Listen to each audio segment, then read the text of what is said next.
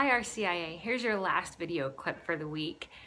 It's really neat. I'm glad I actually waited on this and said it again.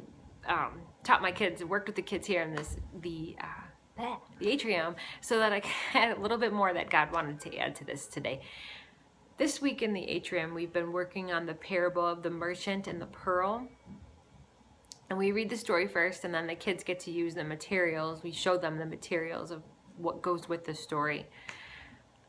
The merchant and the pearl parable, the ending, the point of this parable that Jesus shares with his friends is that the merchant is willing to sell everything. He's searching for fine pearls, and he's willing to sell everything he has when he finds the one pearl of great value.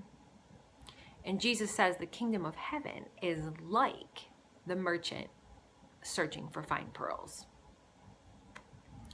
So I posed to the children, I asked them to think about their most prized possession, their favorite toy, their favorite game, their favorite puzzle, whatever it is at home that they like today. What's their most favorite piece? We all went around the room and everybody mentioned what their most favorite piece was. And I said, okay, would you be willing to give that up for Jesus, to have Jesus? Because as they talked about what this parable meant, they came to understand that the fine pearl, the one pearl that the merchant was willing to sell everything he had for was Jesus. It was that kingdom of heaven, wanting that to dwell within them. So we asked them, I said, you don't have to share if you don't want to, but that's something to think about in your heart. But several of them did share. My first graders shared about that. And some said, yes, but a majority of them said, no, I'm not ready to give up my blanket, or I really like my brown teddy bear, or I really like my video games. I don't want to give them up yet.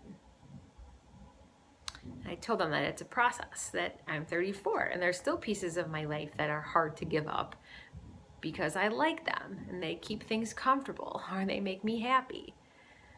Jesus isn't asking us to give up all of our happiness, but it is a point to remember and to think about on the journey that all that's here on the earth is going to pass away.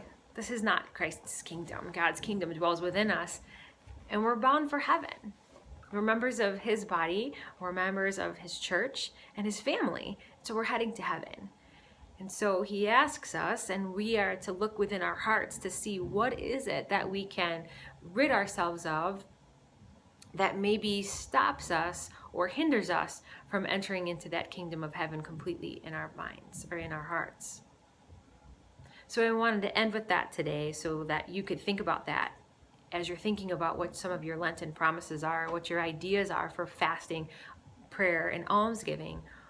What is it that we can change in our life that we can slowly be giving away, slowly be getting rid of, so that we can be ascending again to heaven, ascending to getting that kingdom of heaven to be right within our hearts, and let that be the focal point, the distractions to the side.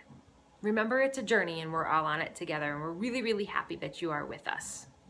So take the remainder of the week. Remember, just to kind of go over things here, you should have at this point segment or the page 3 done, and you should have all of those personal stat boxes done. And now you're working on prayer, fasting, and almsgiving. When you come on Sunday, make sure you bring the booklet with you. We will go over those pieces, and then we'll work together on the last pieces, which I think is on the Sacrament of Reconciliation, the scripture reflection journaling, and I think there might have been one other piece at the end of the booklet, but we will go over all of that with you on Sunday. God bless you. Have a wonderful week, and we will see you Sunday.